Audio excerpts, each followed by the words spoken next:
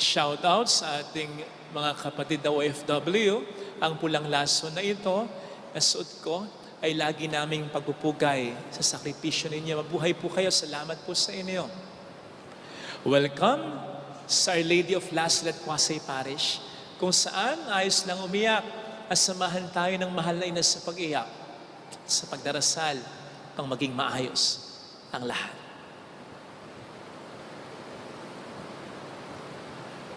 Apoy po ba kayo? O sabi nung isa, hindi. Hindi ka na sagot. Bakit? Ulitin natin. Apoy po ba kayo? Hindi, alam ko. Kanina pa may sumasagot ng ganyan. Aloloka ako. Ulitin natin ha. Apoy po ba kayo? Kasi, I love you. Narinig natin na sinabi ng Panginoon sa ating gospel reading na naparito siya upang magdala ng apoy sa mundo. At gusto niya mapag-alab, mapagningas na ito. Ano po bang ibig sabihin ni Kristo tungkol dito? Makatutulong po kung lilimiin natin yung mga ipinapahiwatig ng apoy kapag ginagamit sa Biblia. Simulan natin in the Old Testament. Sinasabi doon na nagpakilala ang Diyos kay Moises sa pamamagitan ng punong kahoy na nag-aapoy. Sinasabi din na ginabayan ng Diyos ang mga Israelita sa disyerto with a pillar of fire. In the New Testament, sinabi mismo ni St. John the Baptist na si Jesus ay magbibinyag sa Espiritu Santo at sa apoy. At nung Pentecostes, bumaba ang Espiritu Santo, ang Espiritu ng Diyos, sa anyo ng dilang apoy. Kaya kung titingnan po natin, may common denominator. Ang apoy ay nagpapahiwatig ng presensya ng Diyos sa piling ng mga tao. And so, what Jesus may actually meant when He said, I came to bring fire on the earth, was that I came to bring the presence of God in the earth. No wonder yung mga tabernacle sa mga churches, katulad po nito, doon yung tabernacle. Diyan tayo nagbabow, diyan tayo dapat nagdarasal. Higit pa yan sa mga images, yan ang pinakamahalaga. Bakit pirmis na may ilaw yan? Walang patid yan, ha? Araw-araw, may ilaw yan. May liwanag, may alab, yung kandila, yung lamp. Bakit? Kasi ang presensya ng Diyos ay nandiyan. Interestingly, ang etymological meaning daw pala ng enthusiasm, pag sinabing enthusiasm, gana, alab, ay entheos. En meaning in. Theos meaning God. In God. Kaya't ang enthusiastic palang tao, ang ganadong-ganadong tao, yung may alab, may fire sa puso niya, na gawin ang mga bagay na ginagawa niya, is someone who is inspired, possessed by God.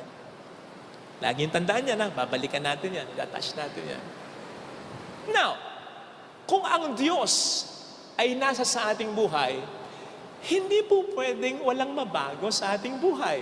Kung paanong ang apoy ay nakapagpapa-purify, ay nakapagpapabago ng anumang bagay.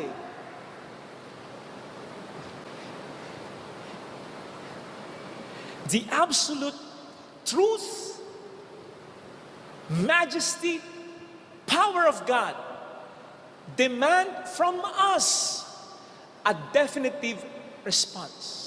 Hindi po pwedeng maging neutral lang tayo o lukewarm sa katotohanan, sa kasamaan, sa kabutihan, sa kasinungalingan, kung ang Diyos ay nasa ating buhay, we must decide for God. Hindi po pwedeng walang mabago sa ating buhay. If we really have the presence of God. Dito po papasok yung sinasabi ni Kristo sa Ebanghelyo na ang hatid niya inevitably ay division. Kasi kapag tayo nag-decide ng may alab for God, ito ang tama, ito ang totoo, ito ang dapat na gawin ng tao, ay siguradong makakaranas tayo ng opposition. Minsan kahit pa sa ating mga mahal sa buhay, anak, may asawa na siya, hindi ka dapat makisama sa kanya. O mag-aaway kayo ng anak mo. O di ba? O sino ngayon? At ano ngayon ang paninindigan mo? Yung pagmamahal mo sa anak mo? O yung dapat na isabuhay ng anak mo? Nakita nyo na? Talagang ang pagsunod at paninindigan ng may alab, hindi lukewarm. Kasi pag lukewarm, okay na yan, pero ayaw mo. Okay na yan, lukewarm yun. Ang paninindigan ng may alab sa Diyos ay pagsalungat sa agos.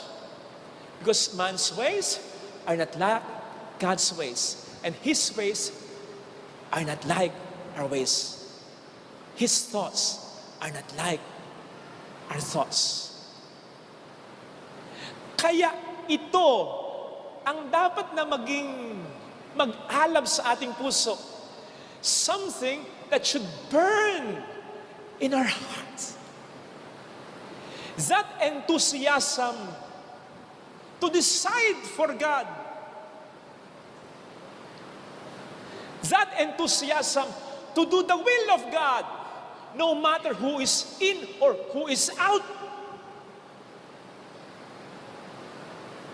Because only that can change our lives and the lives of people around us. Kaya walang masyadong pagbabago sa lipunan natin. Lukewarm tayong Kristyano. Yun na yan. Pagtitiis na naman yan. Nakita po ninyo yung alab ni Mayor Vico na baguhin ng sistema, at least sa bayan niya. Saan mang gagaling yung alab na yon kundi sa Panginoon lang? Wala namang ambisyon eh. Buti sana kung may ambisyon. Buti sana kung nakikinabang talaga. In terms of pera. Wala eh, hindi eh. So saan mag-aalab yung kakaibang alab na yon? Saan manggagaling yung alab na yon kundi sa Panginoon? Sa Panginoon na awang-awa na sa bayang ito. O hindi ba't ganyan ang alab na ipinaramdam ng Diyos kay Moises nang si Moises ay tawagin niya upang iligtas ang bayan niya? Matanda na si Moises, nasa ilang, nakalimutan na niya ang mga Israelita. Pero pinag-alab muli ng Diyos ang puso niya, iligtas mo ang aking bayan. Nagkaroon muli ng malasakit si Moises dahil yun ay binigay ng Diyos sa kanya. Hindi naman nawawala ang malasakit ng Diyos sa mga bayan sa mga bansa sa mga tao Kinakailangan lang talaga ng mga makabagong Moises na makikipagtulungan. At inako ni Mayor Vico ang challenge na yan. Nahirapan siya, obviously. Maraming kontra sa kanya. Napapansin niyo po ba? Hindi naman siya ganong pinupuri ng mga politiko Diba? Kinasuhan pa siya, siniraan pa siya. Pero ang maganda sa kanya, hindi niya walang bahala o pinabayaang mawala yung alab. Hanggang ngayon, maalab pa rin siya. Ganun sana. Kasi lahat naman tayo may alab Lahat. Kasi tayo bininyagan Meron tayong spark ng alab ng Diyos. In fairness, sigurado ko majority sa mga politicians nagsimula ng may alam. Na maganda naman ang intensyon talaga hanggang sa makain na sila ng sistema. Nawala na yung alab nila. Ngayon, lukewarm na, okay. Ganun naman talaga ang kalakaran eh. Hindi, if you cannot beat them, join them. Yun na. Maaaring may mga pare o madre na dati masipag sa paglilingkod, ang ngayon ay tamad na, kahit pa malakas pa ang tuhod nila. May mga young professionals tayo sa kasalukuyan, ang dati nakapaglingkod naman kahit pa paano sa mga mahirap, pero ngayon, sariling pangarap na lang nila ang inatupag. Yan ang pakialam sa iba. Payaman na lang ng payaman. At syempre nandyan, yung mga nauna na, dati pa'y breadwinner na ng pamilya, tinataguyod ang kanilang pamilya. Pati ang relasyon nilang mag-asawa, siyang nagdadala. Relasyon nilang mag-ina, relasyon nilang mag-ama, siyang nagdadala. Pati relasyon nila ng magkapatid, siyang nagdadala. Kaya, pagod na, napapagod. Baka nga may mga breadwinner ng pamilya na noon pa, ang last will, ganyan na. Pag namatay ako, pwede ba? Huwag niyo na akong bigyan ng trabaho. Anong gagabayan ko pa kayo? Anong babantayan ko pa kayo? Imbis na makapagpahinga na yung tao. Siya nga naman, nakasasawa na din kasi. At may nakikita akong dalawang dahilan. Ang unang dahilan, kapag nag-iisa ka lang. Hindi naman nag-iisa sa buhay. Hindi. Yung nag-iisa ka lang na kumakayod. Nag-iisa ka lang na nagpapasa ng bigat ng problema ng inyong pamilya. Samantalang yung iba, nakita mo, ML lang ng ML. Parang walang pakiramdam. Hindi ka man lang samahan sa pagpapasa. Yung iba, wala ka man lang konsuelo. Hindi man lang mag-ayos ng bahay. Hindi man lang ayusin ang sarili. Yun yung sinasabi kong kapag nag-iisa ka lang, mahirap. O imagine niyo may hawak akong kandila na maliit lang, isa lang. May sinag yan. Okay yan. Okay yan. Kahit pa paano, maliliwanagan din yan ang certain parts ng iyong bahay o certain parts ng inyong buhay, ng inyong mga mahal sa... Okay na isa eh. Pero imagine, kapag yung isa, may pangalawa, may pangatlo, pinagsama-sama mo ganyan. O di ba mas masinag? Di ba ang alab mas matatag? Di ba? Samantalang pag isa lang, madaling umandab. Ganon din sa buhay. Sabi nga ni Mayor Vico Soto, minsan, there is no one person who can do everything. There is no one leader who can be a savior for an entire country or city.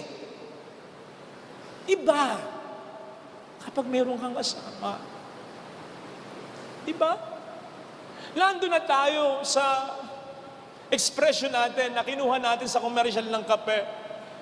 Para kanino ka pumabangon? Nakaka-encourage talaga yan sa mga breadwinner ng pamilya. Isipin mo, para sa asawa ko, para sa anak ko, para sa mga magulang ko, pero pag lagi na lang ganun at wala kang suporta, kahit kung suwelo wala pa, nagbibigay pa sila ng problema, eh baka sa araw-araw, maisip mo na lang na bumabangon ka na lang para sa kuryente, para sa tubig, at para sa mga iba pang mga bayarin ninyo. Kasi pagod na pagod na pagod na pagod na pagod na pagod na pagod. Ay, teka. Nadala lang ako. Sorry, nadala lang ako. Ano ba yan?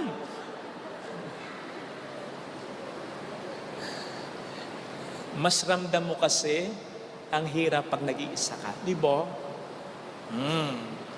Kaya naman, kapag dumarating yung mga sitwasyon na ganyan,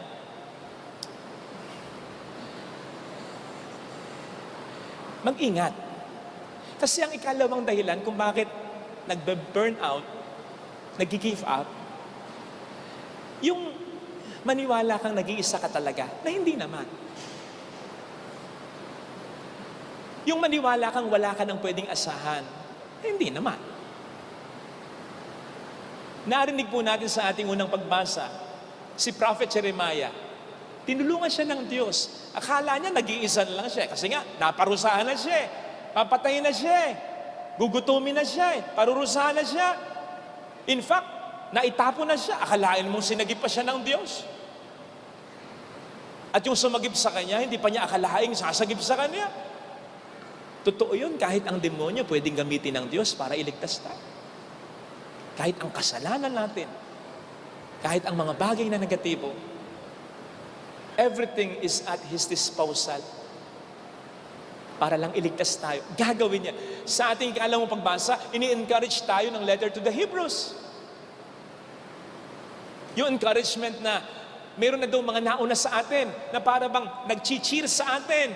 Di ba kapag may home court advantage, pag basketball, iba yung may home court advantage ka eh.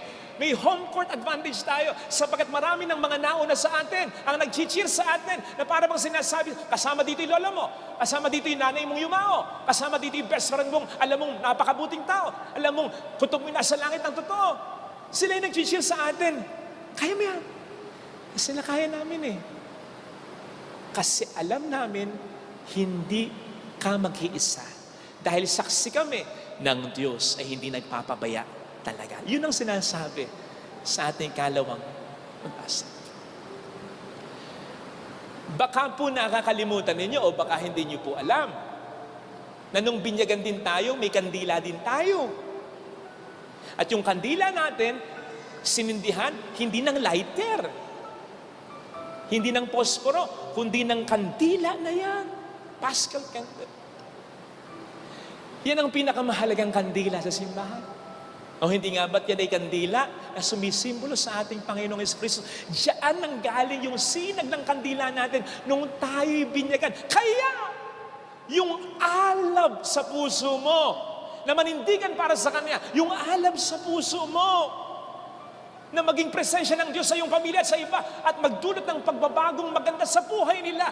Yung alab sa puso mong makapaglingkod, yung alab sa puso mong makapagdulot ng magandang pagbabago, hindi mo alab yun, kapatid. Alab ng Diyos yun. Galing sa Kanya yun. Siya yung nag-i-inspire sa iyo. Itaguyod mo ang pamilya mo. Pagtiyagaan mo ang pamangkin mo. Alagaan mo ang may kapansanan mo, anak. Suportahan mo mga kapatid mo. Huwag mong pababayaan ang magulang mo. Gawin mo ang lahat para maayos ang buhay. Yung alam na yun, hindi sa'yo galing yun. Galing sa Diyos yun. At maliwanag ang sinasabi ni San Pablo ukol dito. Basahin niyo, Philippians 1 verse 6. I am confident, kumpiyansa ako, that He who began good work in you will bring it to completion. Sa Kanya galing yung alam eh. Sa Kanya galing yung magandang plano. Sa Kanya galing yung magandang intensyon. Siya ang magbibigay ng completion doon. Siya doon mo kinakaya ang lahat eh. Nandiyan yung iba sa atin, iniisip, ang dami mo nang ginawa. Iniisip mo, paano pag nawala ako? Dami mo nang ginawa. Iniisip mo pa rin yun? Kapatid, kung hanggang saan yung kaya mo, yung best na ginawa mo, yun lang yun. Ako nga, nung ginagawa po ito eh. Totoo sabi ko, Lord, bibigay ko yung best ko dito. Pero nakataon yung isip ko. Kung bubong lang, ilang poste, skeleton lang ang magagawa ko, okay sa akin yun. Kasi ibig sabihin, yun ang gusto niya. Siya nang bahalang magkumpleto. Kapag binigay mo yung best mo, okay na yun. At kinuha ka bigla, hindi siya tanga. Para hindi matuloy yung magandang balak niya na binigay niya sa isip at sa puso mo. Eh, meron nga iba dito. Di ba? Hindi kayo napag-aral ng inyong mga magulang dahil sa kahirapan. Pero, ang ganda ng buhay niyo ngayon. Yung iba dito, maaaring hindi lumaki sa mga magulang, maaaring naipamigay kasi dahil sa kahirapan. Pero maganda ang buhay mo ngayon. Ganun lang. Ang Diyos, ang magpupuno ng ating kakulangan, ang magtutuloy kung ano lang yung ating nakaya. Basta ibigay mo yung alam mo, yung best mo. Habang nabubuhay ka sa mundong ito. Kaya kapag aandap-andap na, parang nawawalan ka ng pag-asa kasi feeling mo nag-iisa ka. Hindi ka nag-iisa, tandaan mo yon. Kasama mo ang Panginoon. Sa Kanya mo, ilapit yung liwanag mo. Mas masinag, mas matatag. Ito sana ang hilingin nating biyaya sa ating banal na pagdiriwang ngayon. Magdasal tayo, magsimba tayo, sumampalataya tayo. Hindi ka nag-iisa. At may magtutuloy ng lahat ng mga magandang plano mo, hindi mo man matapos ito ayon sa kalooban.